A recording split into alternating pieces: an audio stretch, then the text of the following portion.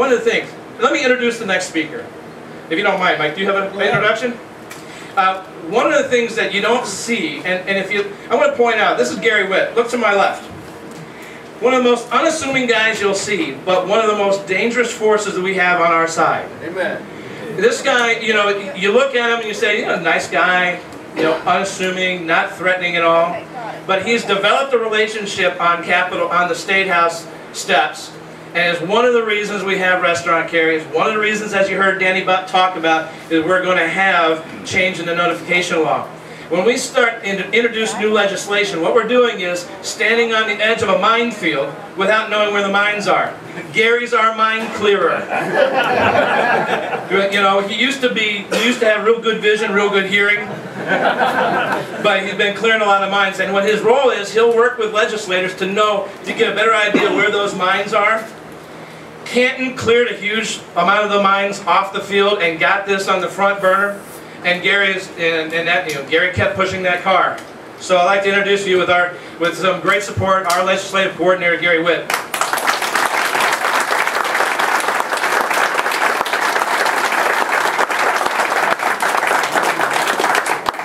Thank you, Chris. Man, it's been a whale of a year already. And we still got 17 months to go in the current legislative session. Legislative session in Ohio is 2 years. It started this January, it doesn't end until December of next year. So we've got time. We got restaurant carry. It took 30 months from the time we started pushing this until we got it signed. But it reminds me of football commentators. They say, well, this drive was 50 yards, it was 70 yards, it was 90 yards. But it ended up in a score. Well, we had a 30-month drive and we ended up with a score. Yeah. And thanks to all of you and all the effort that everybody put in.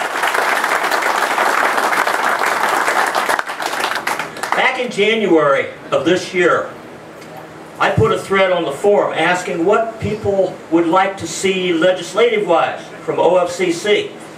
The number one thing at that time was restaurant carry. Number two thing was LEO notification change. A thread was started in, I believe it was May, by someone on the forum regarding what's next. The first thing on there was notification. Well, we had notification kind of handed to us on a silver platter by actions of an officer up in Canton, and we're running with it. I'm over with it. Just to let you know, since that video was posted by OFCC on the 20th, which is what, 10 days ago? I looked last night at midnight, 651,082 views of that video on YouTube.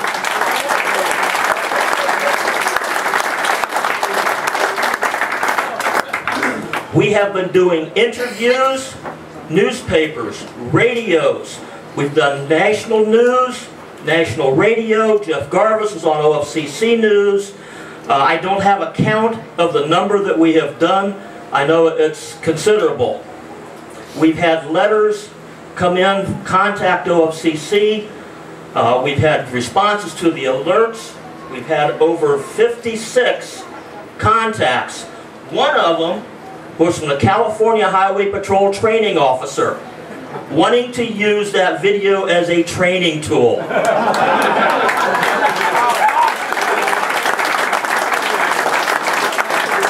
I can just imagine the subject when he shows that video. This is what you don't do.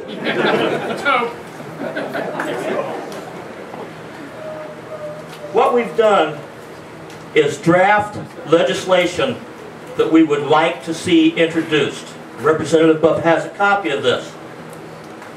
What it does is eliminate, this is the proposed legislation, to eliminate the notification and also to eliminate the requirements of keeping hands in plain sight. We expect opposition from this. I expect to see officer safety brought up as a paramount thing.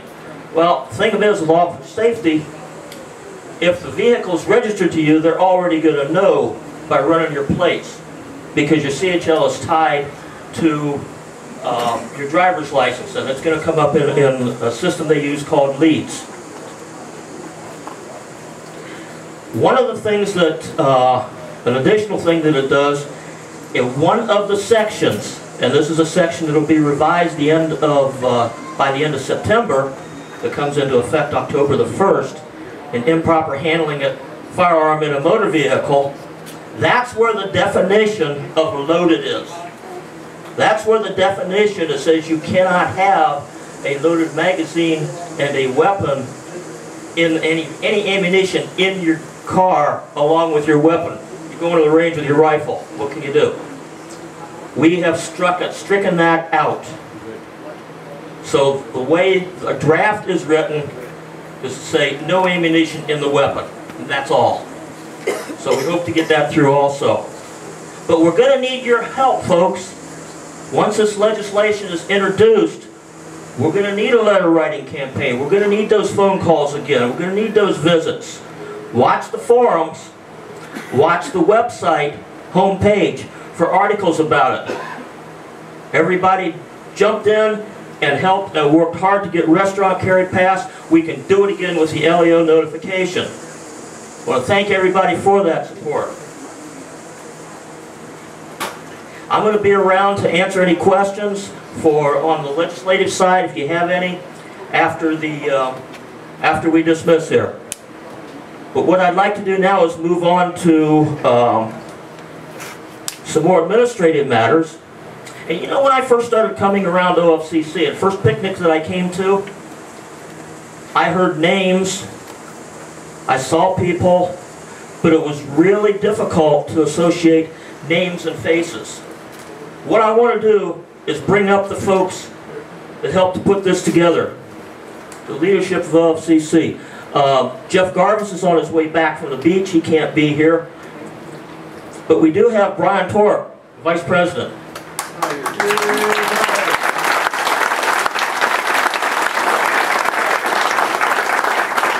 Chris Harbin is our Compliance Coordinator.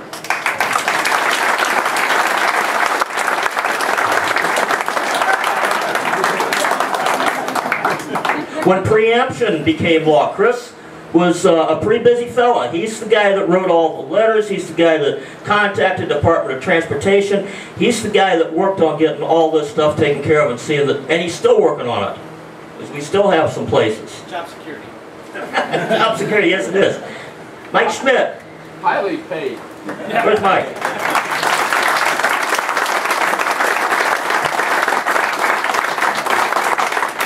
Mike's coordinator, and Mark Rogers. Where's Mark?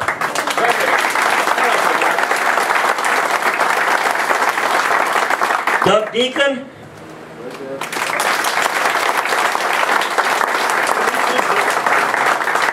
This is the skinny version of Doug Chris. Derek DeBoers. DeBoers. Yes,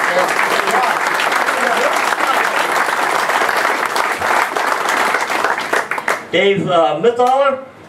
Nope.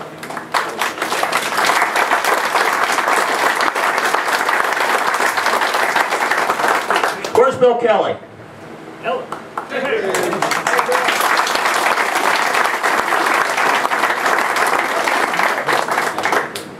Target-rich environment right now. What's that? I do.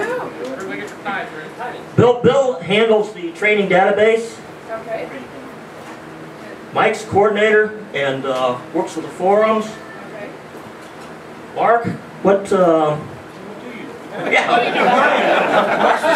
system. Yeah, whatever else needs done. He's like an at-large coordinator. Yes. That'd be not large, just at-large. Chief cooking all. Doug? I give radio and print interviews whenever people call. Derek's in our law department. Dave? Right here. Take care of the Do Not Patronize While Armed database as well as the Attorney Directory. This is the guy I turned to and asked to remove 53 entries in the Do Not Patronize While Armed database for UDF, and they're all off of there now.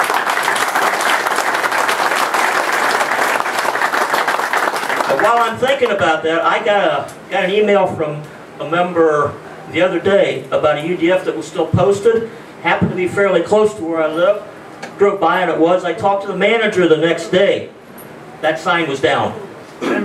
So they do listen to us. We will listen to you and act on what you tell us. Just to let you know, Bill, is old Mick on the forums, Chris, Charbon, Mike, Ishmeeg, Mark Rogers, Muxtec,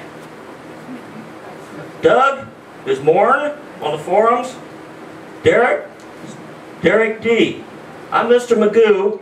And it doesn't have anything to do with him. You can do that all. Actually, there's a story behind that. It took me 7 or 8 tries to find a name that wasn't already taken or rejected. Finally came up with that one and said, yeah, I'd accept it, so I just stayed with it.